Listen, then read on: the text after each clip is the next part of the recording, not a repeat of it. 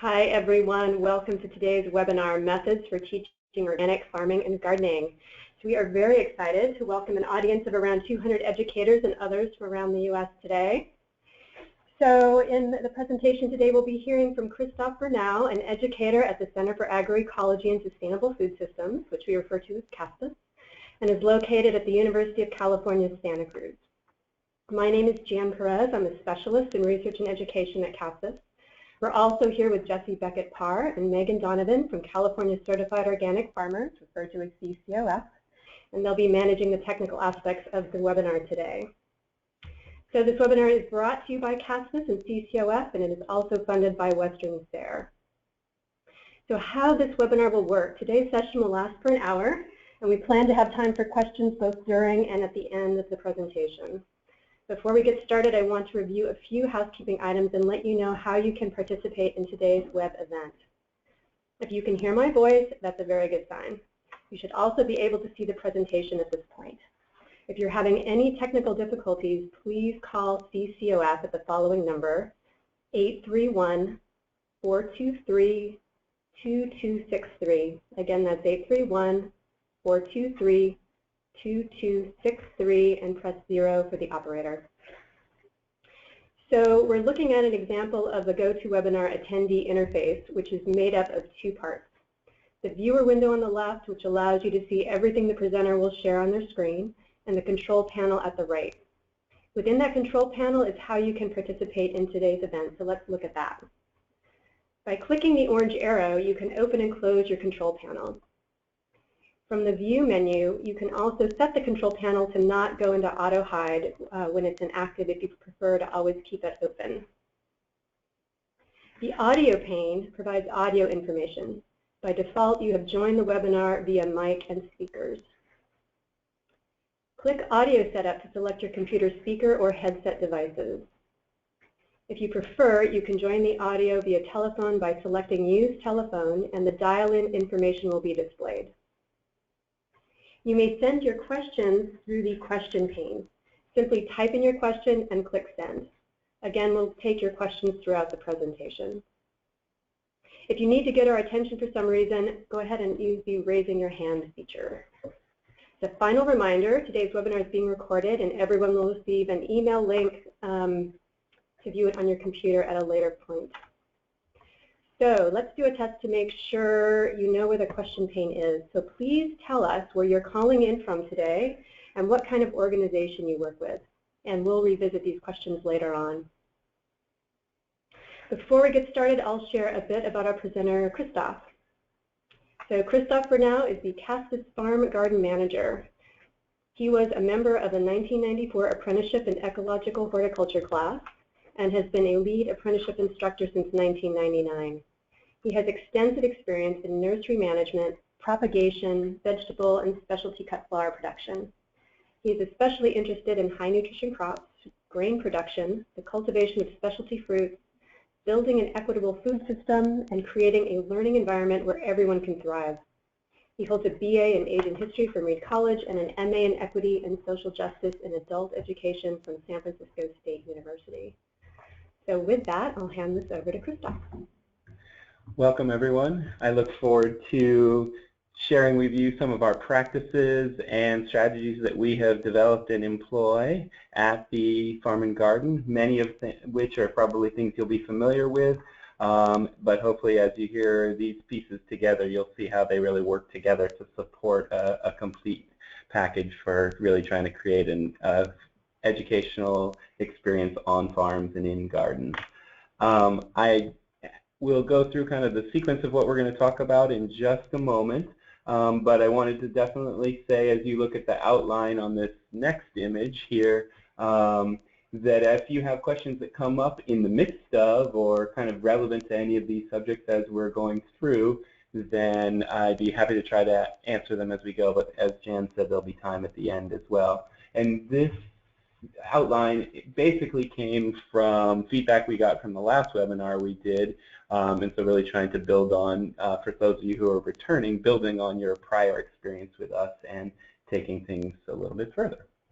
Will you go back to the previous slide, actually, to the over the aerial shot. Thank you. So I just wanted to give you kind of use this as a backdrop for a brief history to CASVIS, the Center for Agroecology. This is an aerial shot, and you can see we are positioned here in Santa Cruz, right on the coast, looking out towards the Pacific Ocean and the Monterey Bay. The campus itself is an extensive and fairly open campus, and we're in the bottom portion of the campus. And what you see here is about a 33-acre site, although not all of the farm is. There's a couple pieces cut off in this image, and then we have an additional 3.5-acre site in the heart of the campus. The Center for Agroecology started essentially as something called the Farm Project in 1967, and the Garden Project, and then the Farm Project, and was a reaction to all of the social movement and social change at the time, and then was also created and sponsored by early administrators at the university to really give students an outlet to be outdoors and explore the process of engaging with food, plants, and ecology. Since that time, we have grown and expanded both our sort of land footprint as well as the breadth of audiences that we try to serve. And we presently are serving many, many different audiences. One of the main audiences on this site and in the upper garden is adult learners that are in the apprenticeship program, which is a 6-month intensive program in all aspects of small-scale organic production. There are also undergraduates who come through the farm, both through internships and practicum-based classes and lab classes on the farm, and both the faculty as well as farm staff are responsible for working with the students in those contexts. We also work with and support a program called Food What, which is a youth empowerment program, and they work side by side with the apprentices and the interns as part of their time on farm. And then we have a range of adult classes or community-based classes as well through a local group called support group called Friends of the Farm and Garden. So that's just to give you a little background and context on place. We've been certified organic by CCOF basically since the inception, and we grow and market somewhere on the order of about $180,000 to $200,000 worth of produce a year through a roadside stand at the base of the campus, a CSA, to dining halls on campus, and then a very small amount of wholesale to specialty restaurants and florists and such, and some special events on campus. And all of the food is grown by students in these different audiences, and then the permanent staff. Let's go to the next slide. So just to give you a little bit of sense of where we're heading, talked a little bit about background and history. I'm going to just briefly touch on the 2 curriculum manuals that were more the central focus of the previous webinar that we did. And then we're going to dive into areas around inclusion, access, how do we really create a learning environment where everybody who participates can really thrive and build their capacity.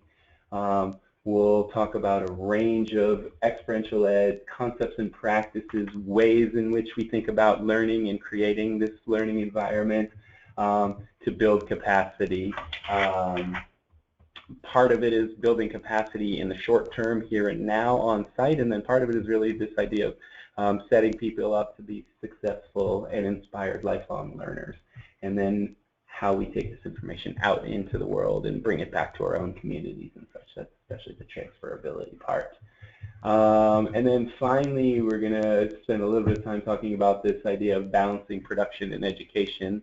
And I'll give you my bias right from the start, which is that we are really trying to grow farmers, gardeners, educators, and activists as our primary crop, and then that's done in a production context. But really the people are the key thing that we're working on growing. So just to give you a quick overview of the 2 curriculum manuals, the first one, the one on the left, Teaching Organic Farming and Gardening, is a pretty extensive tome really focusing on agricultural skills and concepts using both sort of scientific foundations as well as the practical sort of translated through the fingertip skills that growers, regardless of scale, would need. It has a variety of, in most all of the units, lecture outlines, demonstration outlines, exercises for students to pursue, resources, whether those are print or web-based resources for further study. And then there is a unit on soil science and how soil science is applied to organic management of soils. A social issues section, really trying to contextualize our efforts to grow food in the larger food system and who does and does not have access to food and why. And then movements and opportunities to change the system that we're currently in. And then the manual on the right is really about direct marketing strategies and similar organizational method, but looking at CSA, farmers markets, farm to institution, and a variety of other direct outlets. And just for folks who don't know, these manuals are designed both for the student as the kind of content-based resources, as well as for educators, facilitators, teachers, providing templates on both the broader picture as well as specific subjects, providing templates that you can adapt to your context, to your setting and audience. And both of those manuals are available in print for sale, but they are, thanks to some generous support, we were able to put them both online and are entirely downloadable as PDF units, either individual units or the entire manual. So that's a little background on that. So I wanted to start in terms of practices, just thinking about how do we create an environment where everybody who comes to you, everybody who engages in your space is really able to thrive, and what that means and how that will look will obviously be different from individual to individual. But some of the things that we try to do, specifically in the apprenticeship, but it's also very much part of the larger university culture as well, is we start very early on with trainings with skilled facilitators around anti-oppression, really understanding things around institutional racism, power and privilege in society, and how these things then impact people's access to knowledge, access to power, and fundamentally access to food. We do communication skills workshops because there's so many different learners, different styles, different backgrounds, trying to build shared language so people can really work, live, and learn together. And then also some effort to try to take things out of silos, take the environmental movements, take social movements, take practical skills training, and really try to link them all together as part of a larger and integrated package of thoughts and ways of being.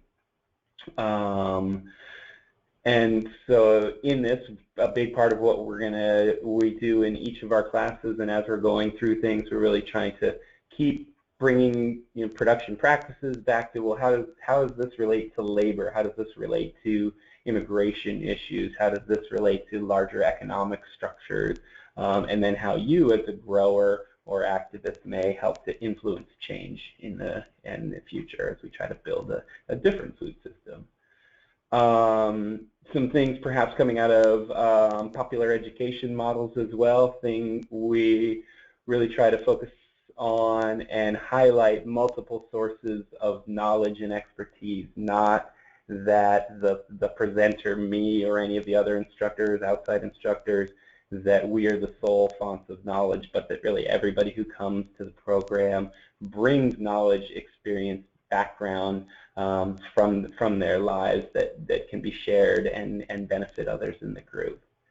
And then part of this, and I've sort of already mentioned this, but we have regular conversations in the sites, in particular trying to reflect on things like, well, what did you see in terms of labor practices? Did the farm workers have access to food? Did they have health care and benefits, opportunity for advancement?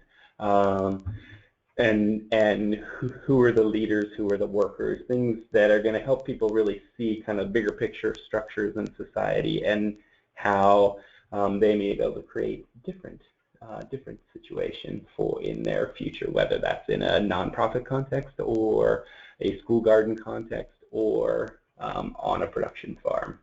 And then, as I mentioned, labor is an ongoing thread and obviously a huge issue throughout ag education.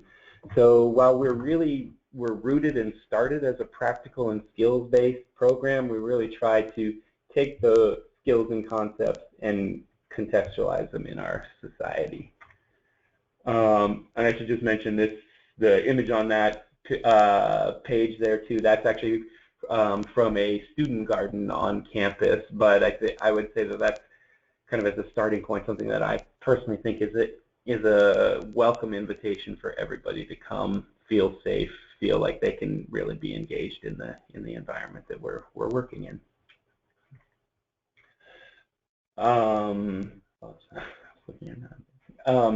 Couple of just sort of other broad threads or topics in this regard as well. So throughout our growing practices, we're trying to connect to the history of the crops. Where did these plants come from? How did they move around the world? How are they being used from the cultures that they came from, as well as the cultures that the plants have moved to, whether that was through colonialism or through trade routes and such. And then we make an attempt, while we can't grow everything at all times, to really have a range of crops from, especially for the audiences, the people who come to the program that we know are going to be there, foods that have cultural relevance, that make sense to people, that their families grew up cooking and eating and so forth. And then really bringing kind of the story of these plants and how they got here and how they're evolving and adapting in cultures as well. And sort of back to the popular education idea too, a part of what we're attempting to do is really try to hear from, both there's the sort of the knowledge experts and so forth, who are the leaders, facilitators, presenters, but always going back to trying to hear other folks' experience, and especially when you consider that we are in a coastal Mediterranean climate in California. Most of the undergraduates come from California, but most of the adults in the apprenticeship program come from other climates, from other parts of the country and the world. Different growing seasons, different pest and disease issues, different cultural influences, and so we're always trying to hear from them and bring their knowledge to the table so that we all learn together and get a little bit better, broader sense of how practices are carried out and reinterpreted or adapted in different locations. And this is actually an image from Pie Ranch, who is a sort of partner organization of ours just up the coast, who is really focused on food and farming education with a justice and equity lens, and they work in particular with youth from San Francisco, but a variety of audiences, and they do farmer training, beginning farmer training on site as well. And they are, I would say, are an example of an organization really working both through their leadership and through their participants and audiences to really try to integrate this idea of a social change agenda in a real applied education setting. Why are these skills relevant? Why are these skills and knowledge that should be broadly shared and disseminated, and that there's, as I said, broad sources of content to include. So, and this is, in a way, a little hard to read the exact image there, but this is kind of part of what we're always thinking about at CASAS as well.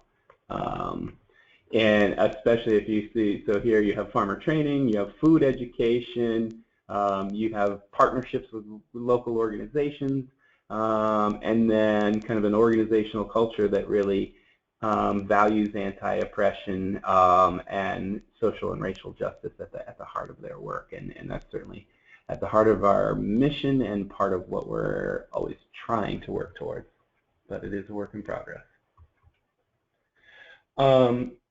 So moving into, I just want to kind of, this will go going back a little bit to our audiences here. If you look in the top right corner of the image there, you have the site managers, and that is our, what we refer to as sort of our perennial staff. We also have a perennial assistant managers, and we are really both farmers, gardeners, and educators simultaneously. We're both producers of crops as well as hopefully producers of knowledge and experience. And then we have what we refer to as second year or advanced apprentices. Those are folks who have gone through the second year program, or through our first year program, and then have developed more extensive skills and experience, both from their prior experience and with us. And they really serve as leaders and facilitators and teachers for all the audiences we work with, both first year apprentices, the student staff, because we have some undergraduates who have gone through the internship cycle and then work as paid staff, then interns who are typically there somewhere on the order of 9 to 12 hours a week, and then undergraduates in classes who might only be there once a week for a couple of hours. But with these sort of layered audiences, there's something that in learning theory, there's something referred to as zones of proximal development. Somebody with a certain level of experience working side by side with somebody with a little bit more advanced experience working with the next level of experience, so that you can always be kind of looking forward and seeing who's your role model. If I work hard on this, if I focus on this, where do I get to next? All the way from at the very beginner state to people who have been working in this field for many, many years. One of the key things that we really think about too is this idea of I do, we do, you do as one of the kind of modes of learning and instruction. Some people have called this sort of our mantra, and I think to a certain extent that is true. I'll come back to classroom-based education in a bit, but for many of our skills-based things, you would hear a presentation from somebody with more advanced experience, presentation and demonstration on a particular activity, and contextualize in how and why this might be important and how it might play out elsewhere. Then you would work side by side, and I think you can go to the next slide actually, work side by side with somebody with greater level of experience than you. In education, this is sometimes referred to as scaffolded learning or scaffolded activity, where you have support, you have somebody with more knowledge and experience to help support you through a process of skills acquisition. So that's the I do and the we do. And then the next tier in that sequence is what we refer to as the you do, where the staff, both perennial and biennial or assistant staff, step back, create the context for people to be able to carry a project from start to finish, but where people are really building their capacity, being able to think fluidly back and forth between sort of more science and theory and content to mastery through the fingers, through your muscle memory, building comfort and familiarity with the process, and building competency along the way.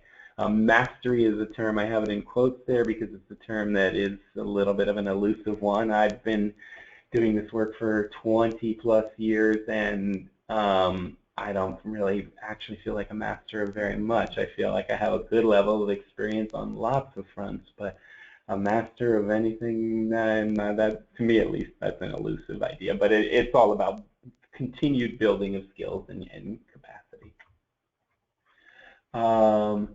The idea of demonstrations, I mentioned, we use demonstrations all the time, both in a classroom setting and, as these images suggest here, out in the field. In the top right, our former production manager, Liz Milazzo, is giving a group of apprentices a training on harvest of a lettuce crop, and both thinking kind of all aspects, crop maturity, how did we get to this point, what are we going to do in terms of post-harvest handling, what are the cleaning steps that are required to bring that crop to market, food safety issues, kind of all being woven together in the process of showing here's how we cut and move through a stand of lettuce and then get it to the consumer. You can kind of see in both of these, and especially in the image in the bottom left, we try to tailor demonstrations to relatively small groups so that people can really be right. Everybody has a front row seat. Everybody can see what's going on, has their space for people to be able to ask questions and clarify things that are going on. A lot of times in much bigger groups, people hang back, people are kind of lost in the shuffle, and also it's harder to have your voice heard when it's too large a group. Next. And just, I sort of mentioned this, but we really use these demonstrations in virtually all contexts. Here, Orrin Martin is giving a lesson on fruit tree pruning to a public audience, to a weekend workshop audience, mostly home gardeners, but really using the standing tree that's a few years old and being able to illustrate physiology of the tree, responses to pruning cuts. And with the apprentice group, we would take that to the next level of giving people the opportunity to think about and start to tape off the trees to determine where they would make cuts, and then with a little bit of check-in with staff, then actually going out and doing the pruning work. Similarly, tractor demonstrations and such, so that people really see how the implements work and their impact on the crops and the soils.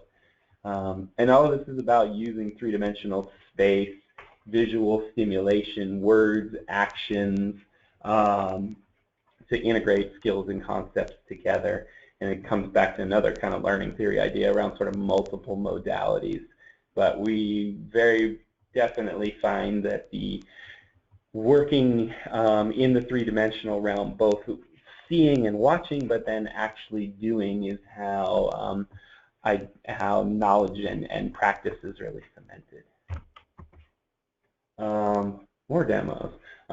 Just to give you a little sense of what's going on here. So it says sensory stimulation, tactile connection. So in the left image there's a group of undergraduate students who are doing two things simultaneously. They're assessing, doing a hands-on, what we would call qualitative assessment of soil moisture, because soil moisture is such a critical thing when you think about both cultivation, whether that's hand scale or tractor scale cultivation, being able to really understand importance of and accurately assess soil moisture so that you can be stewarding your soil in a beneficial way. But then also this, at the same time, this same exercise is looking at soil structure and the impacts of cultivation and organic matter inputs and such. On the right is part of a soil class, actually in this particular session, a class on structure and texture, and they're digging a soil pit. And again, you can see the group is up close and personal, so we can see our soil horizons on our site and how that's changed. In this case, this is in a right on the edge of a cultivated field, and we've got a similar pit in the field. So you've got, the students are able to see the contrast between an area that's had intensive cultivation and stewardship and management, and then an area that is unmanaged, and see the impacts. So we've got a question, and I also thought I'd just really quickly get back to you all with who else we have on the call with us. So as well as some California folks, we've got people from Oregon, Hawaii, Fresno, and Detroit. We have a fair amount of teachers, students, farmers, and a whole lot of folks affiliated with universities. So welcome, everybody.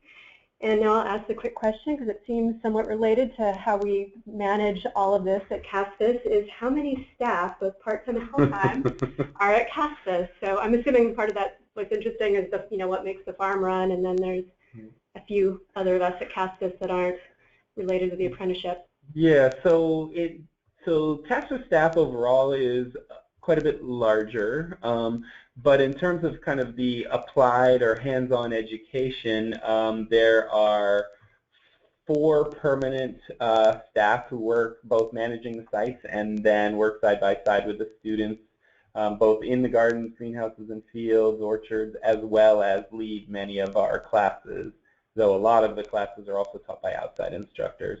Then we have currently 2 permanent assistant staff, and actually are hoping to expand that.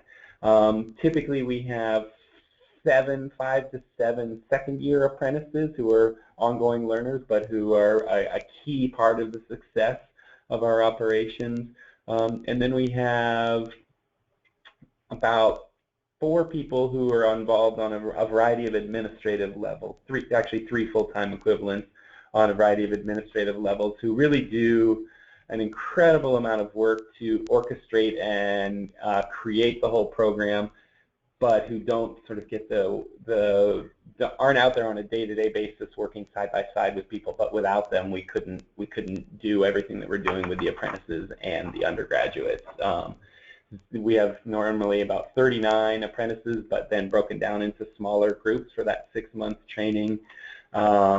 When we're working with interns, we'll usually have as many as 10 per site, sites being the Chadwick Garden, the Upper Garden, the tractor cultivated fields, and on the lower site that you saw the aerial image of, and then the handwork gardens that are down below. So as many as 25 to 30 interns at any one time, and then the 1-day-a-week environmental studies practicum classes, those are often 25 to 30 students. A lot of pulsing in and out, though.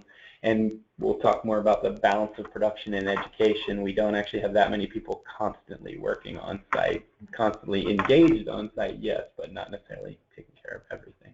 Did that answer all of that question?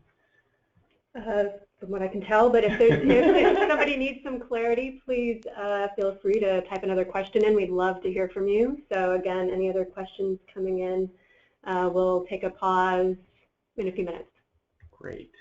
So just to moving on a little bit, we also use kind of what I would call sort of a walking classroom or mobile classroom via field walks and garden walks, to look at the crops, to look at successes and failures, to look at challenges that we're having, as well as crops that are particularly thriving, and then try to problem solve, troubleshoot, look at, when we have, let's say, pest or disease damage, then talk about life cycle, see if we can do some identification work, figure out what resources are out in our community to figure out who that pest or disease problem might be, what it might be, think about what other crops might be vulnerable, and how that's going to impact any future prevention strategies or intervention strategies that we might use.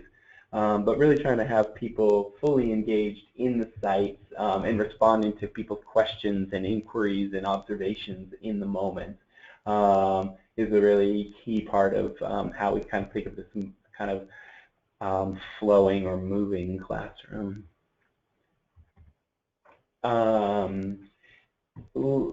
Mentioned this idea too of hands-on exercises and activities that really learning by doing. We can read all the books that we want, we can listen to all the lectures that we can possibly deliver, or a student can do so, but so much of growing crops, stewarding soil fertility management, being an engaged citizen is really about learning by doing. So we have a variety of roles and responsibilities that we give people, but ultimately people are really involved in growing all of the crops that we produce from seed to seed, all of the annuals, from sowing the seeds, managing seedlings in the greenhouse, or if they're direct sown, caring for them in the ground, transplanting, any maintenance and upkeep and trellising and so forth that might have to happen with a particular crop, harvest and post-harvest handling, pest and disease strategies, and then in some instances seed saving as well. And then this is also, in the bottom of this slide, I've written connectivity. One of the things that we really try to keep referring back to is how does any individual practice or concept, how does it relate to the whole? How do my irrigation strategies then relate to the bigger picture of the water cycle, but how are my irrigation strategies going to impact pest and disease issues in my crop? How is it going to have an influence on soil fertility and possible leaching of nutrients or conservation of nutrients, impact on soil structure and surface quality of the soil? Always trying to not keep things isolated, but rather connected to the whole. And yeah, so through a variety of methods, we really work on lots and lots of applied experience.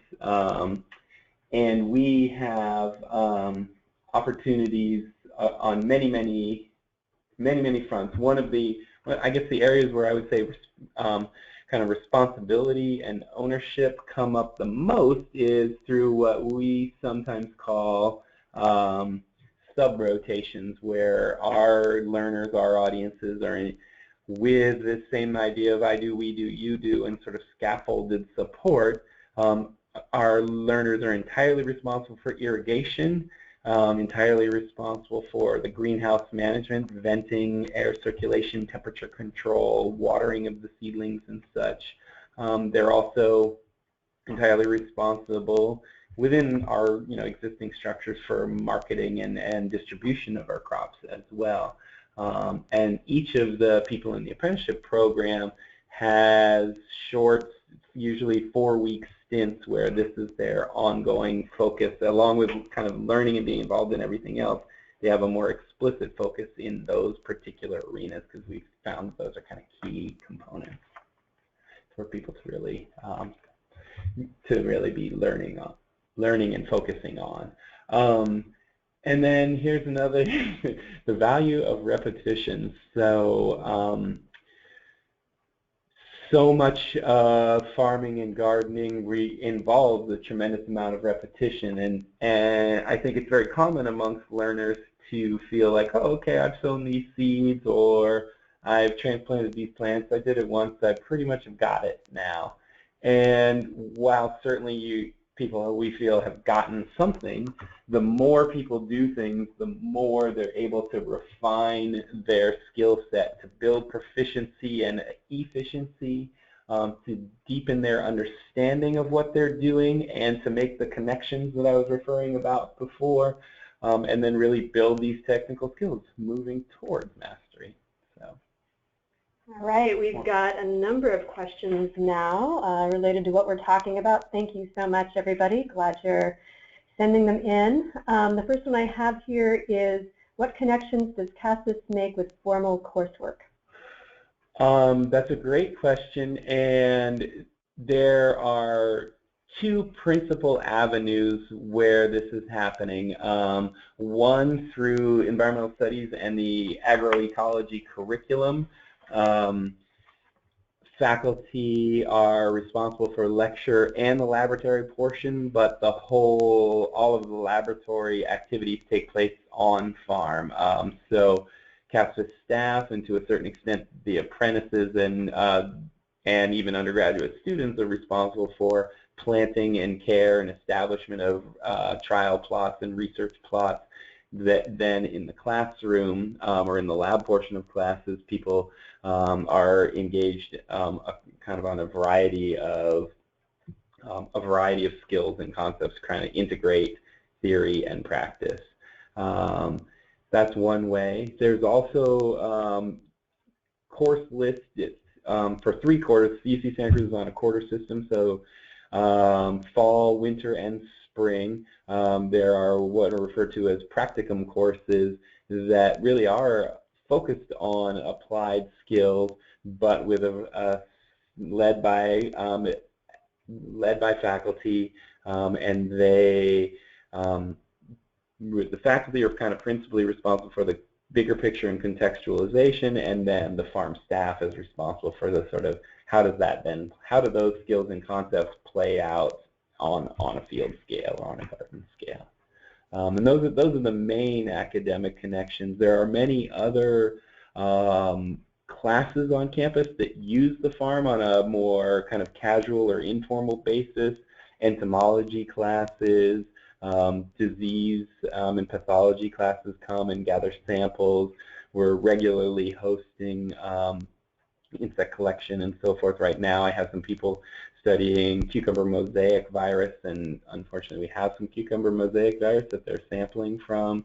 So in that respect, because we're kind of a living laboratory, we're a resource for many different classes on campus as well. Great. And quick one, what department are you located in? I guess we're a separate education and research unit on campus. It's part of the social sciences division, but we're not within any other academic department per se, that we work really collaboratively, as Christoph was saying, with environmental studies. Yeah, and that is in large part because UC Santa Cruz is not a land-grant university, so we're housed within social sciences. And another question, what degree of leadership do students have? That is a great question, and leadership is something that I would say is sort of developed or cultivated over time. For undergraduates, it happens by way of taking some of the required courses that then give them exposure to the farm, doing on-farm internships, and then we have usually at least 2 to 3 positions at a time that we refer to as student managers, and they are students who really have an abiding interest in agriculture, and they have an opportunity both to perform the whole gamut of farm tasks as well as lead undergraduates in production practices, harvest and irrigation and such. And that's part of that idea of the kind of zones of proximal development.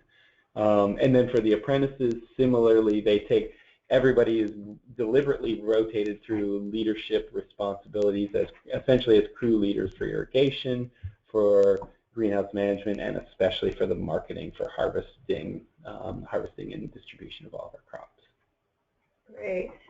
And another question, do you connect with programs or other opportunities for students or community members off-site? So that's something actually that we at CASFIS do some of, a variety of local and regional partnerships, but it's definitely not our primary mode of engagement. But we're certainly involved with many other organizations, but it's kind of more of a minor rather than major chord. Great. All right, well, why don't we take a break from the questions now and go back to your topic. Okay, so I'm just going to maybe flow through a few other things here. So in addition to, I think I mentioned that we have on-farm staff who are the primary educators, but we also bring in a whole gamut of outside speakers who both work in the classroom in sort of lecture or panel type setting, and then they also oftentimes do parts of their class outside as field walks, field demos, and so forth.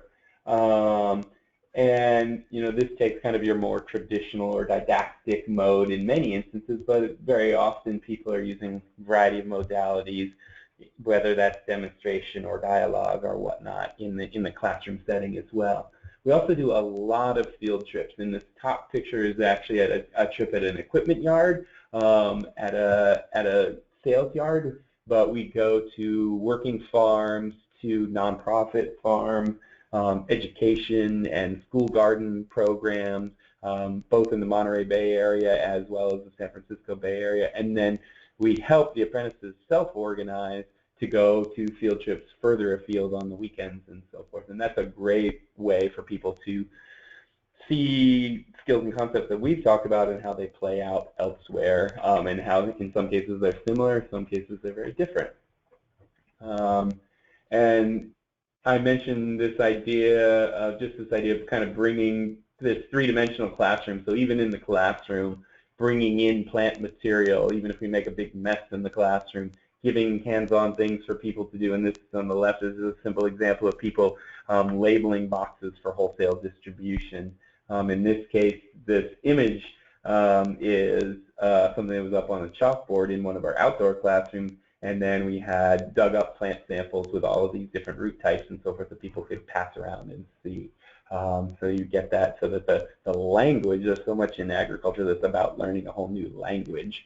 And so that the language is reinforced by the visual elements and sort of the tactile elements of the materials.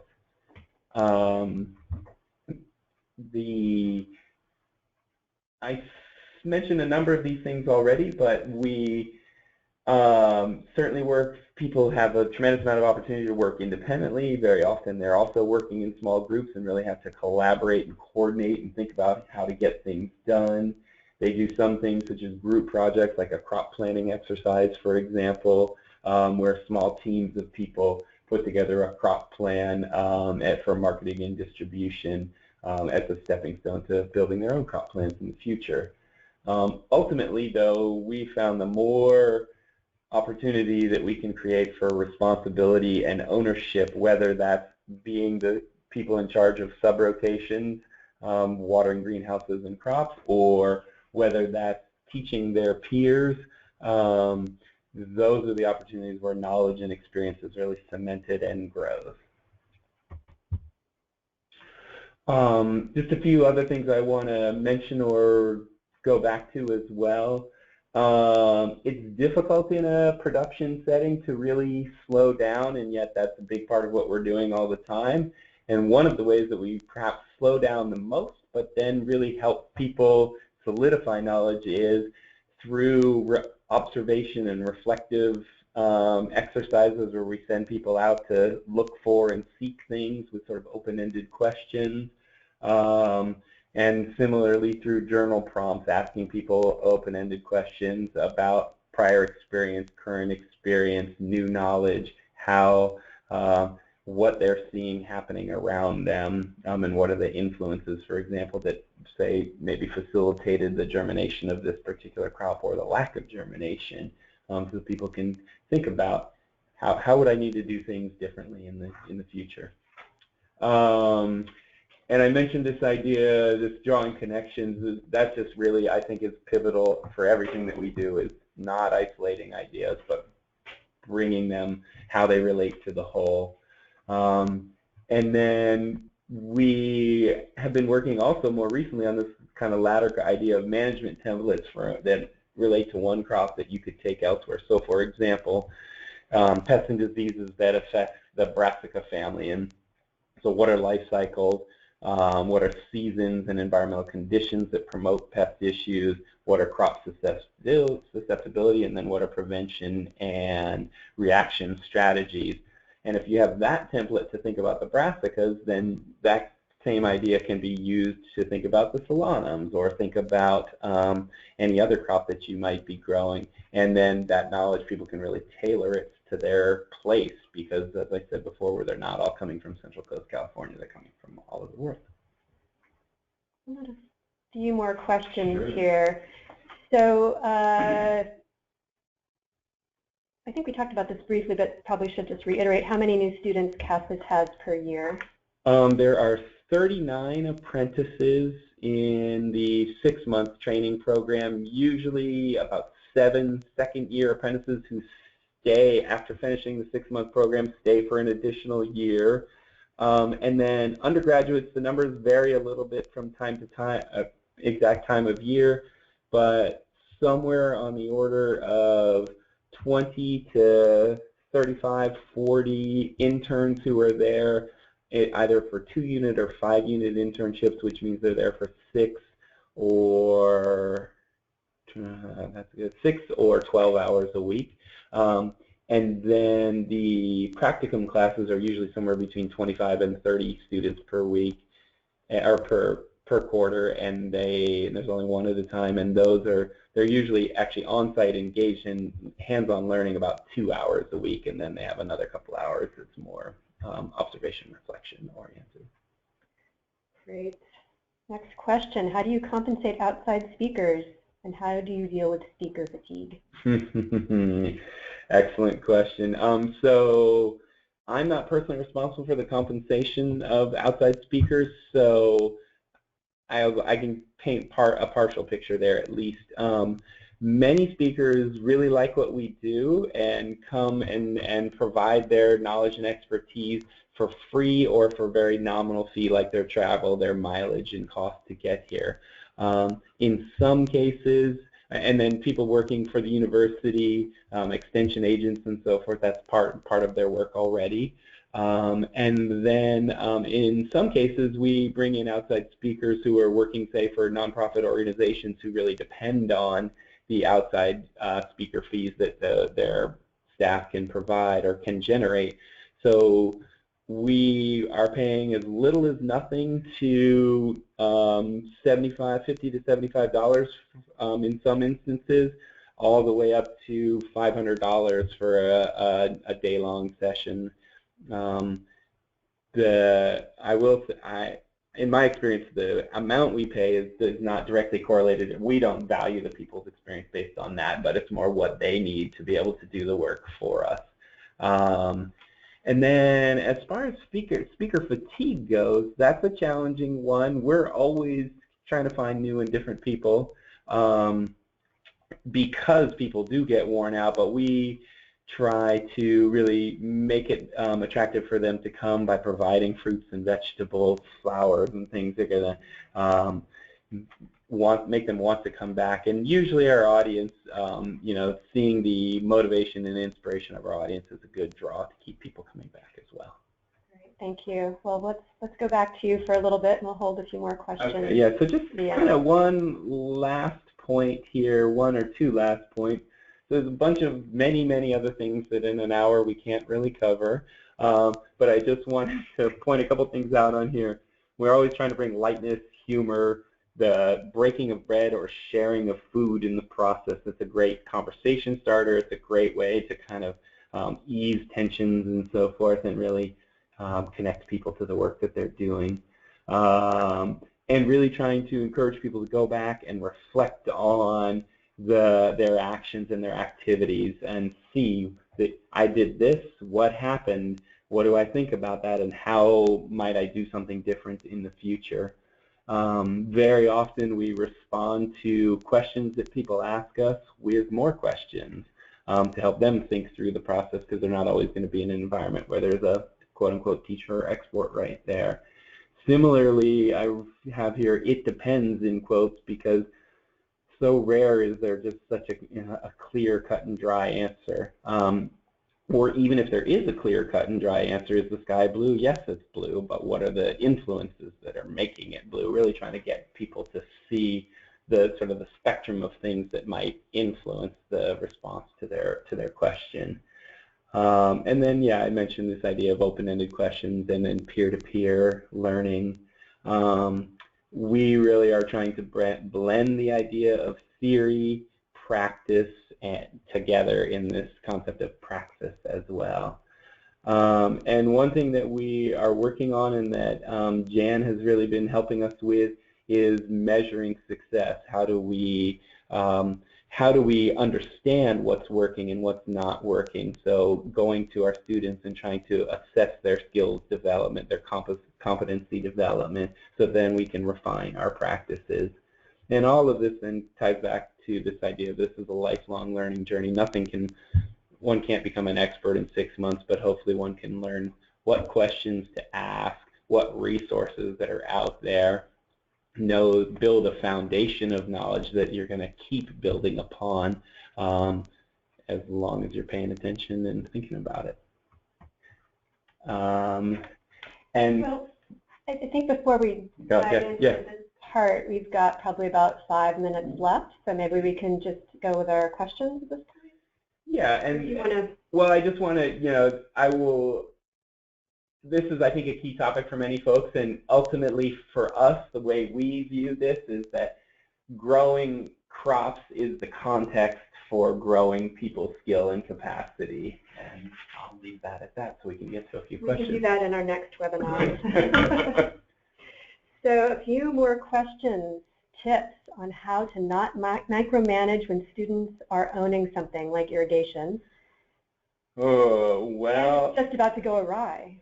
And it's just about to go awry. Well, So letting go is probably, yeah, letting go is the key thing. You really want to try to set people up with everything that they need for success, and things. We do have crop failures. We do over-irrigate and under-irrigate things, and we'll try to intervene, but in kind of a kind and gentle fashion. But ultimately, we really want people to learn, and so even when things do go awry, then going back and saying, okay, well, what happened here? What do you think happened? What did we need to do different? But knowing that sometimes in an education setting with a bunch of learners, not everything's going to be perfect. Right.